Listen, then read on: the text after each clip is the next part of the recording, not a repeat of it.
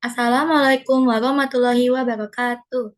Nama saya Gina Esa Lestari dari kelas 10 absen 18. Kali ini aku akan menjelaskan tentang kultur jaringan, yaitu bioteknologi konvensional tentang proses pembuatan roti dari ragi. Tujuan pembuatan roti adalah yang pertama untuk menerapkan konsep bioteknologi dalam kehidupan sehari-hari. Yang kedua, untuk mengetahui cara pembuatan roti dari ragi. Lalu yang ketiga, untuk mengetahui proses Saccharomyces cerevisiae pada pembuatan roti. Dasar teori. Pembuatan roti juga memerlukan ragi roti. Ragi adalah mikroorganisme hidup yang berkembang biak dengan cara memakan gula. Ragi merupakan zat yang menyebabkan fermentasi. Umumnya, jenis yeast yang digunakan adalah ragi roti Saccharomyces cerevisiae. Ragi ini mudah ditumbuhkan, membutuhkan nutrisi sederhana, laju pertumbuhan cepat, sangat stabil, dan aman digunakan. Fungsi utama ragi adalah untuk mengembangkan adonan dalam pembuatan roti. Ragi melakukan fermentasi dengan mengubah glukosa menjadi alkohol dan karbon dioksida atau asam amino organik. Proses fermentasi merupakan proses respirasi anaerob, yaitu respirasi yang tidak menggunakan oksigen sebagai penerima elektron akhir dalam pembentukan ATP. Fermentasi terjadi pada kondisi miskin oksigen.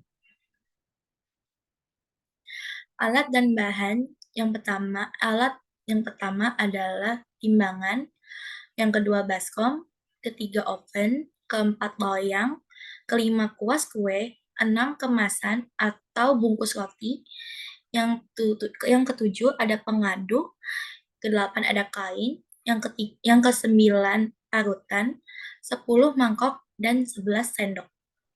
Lalu yang bahan-bahan yang pertama ada 500 gram tepung terigu, 11 gram ragi, yang ketiga 100 gram gula, yang keempat 1 sendok teh garam, yang kelima 12 gram susu bubuk, 6 3 butir telur, 7 75 gram mentega, 8 air, 9 coklat meses, dan yang ke-10 ada keju.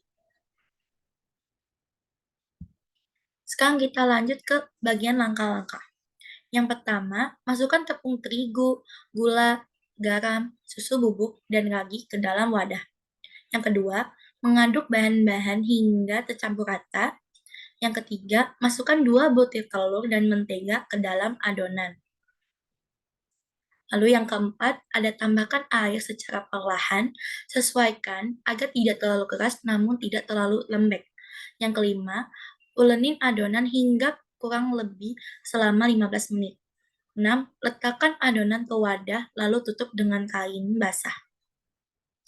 Lalu yang ketujuh, ada diamkan selama 30-45 menit sampai adonan membesar 2 kali lipat. Lalu yang kedelapan, kempiskan adonan lalu uleni 1-2 menit dan bentuk sesuai selera. Lalu yang kesembilan, diamkan kembali hingga mengembang. Yang ke-10, ada olesi roti dengan kuning telur dan masukkan topping-topping yang tersedia. 11. Panggang adonan dalam oven pada suhu 180 derajat hingga matang. Lalu yang terakhir, yang ke-12, setelah matang, diamkan hingga tidak panas, kemudian roti siap disajikan. Nah, untuk bagian tadi eksperimen, ada yang pertama ini kita masukkan bahan-bahan yang tadi seperti yang disebutkan, seperti tepung terigu, gula, garam, susu bubuk, ragi ke dalam wadahnya. Lalu kita campur-campur bahan-bahannya hingga merata dan membentuk adonan. Yang seperti ini. Seperti yang gambar bagian kiri. Lalu itu didiamkan selama 30 sampai 45 menit dan sehingga dia membesar 2 kali lipatnya. Lalu setelah itu kita bisa membentuk adonan tersebut seperti yang kita mau, selera kita. Lalu di sini ada gambar yang sudah dikasih coklat meses dan keju. Sesu- se- Setelah itu, masukkan ke dalam oven, lalu dan untuk suhunya itu 180 derajat hingga matang. Lalu setelah matang, kita bisa sajikan seperti yang gambar di kanan. Pembahasannya adalah roti adalah makanan berbahan dasar utama tepung terigu dan air yang difermentasikan dengan ragi. Ragi adalah bahan yang sangat penting pada pembuatan roti. Ragi membuat adonan roti mengembang dengan cara melakukan proses fermentasi. Fermentasi terjadi pada lingkungan yang miskin oksigen, di mana oksigen yang dibutuhkan masuk ke dalam adonan pada tahap pengulenan. Proses fermentasi ini mengubah glukosa dari tepung menjadi karbon dioksida, etanol, dan energi. Karbon dioksida yang dihasilkan pada proses fermentasi terperangkap pada adonan oleh protein gluten yang bersifat kedap udara. Hal tersebutlah yang menyebabkan adonan roti mengembang.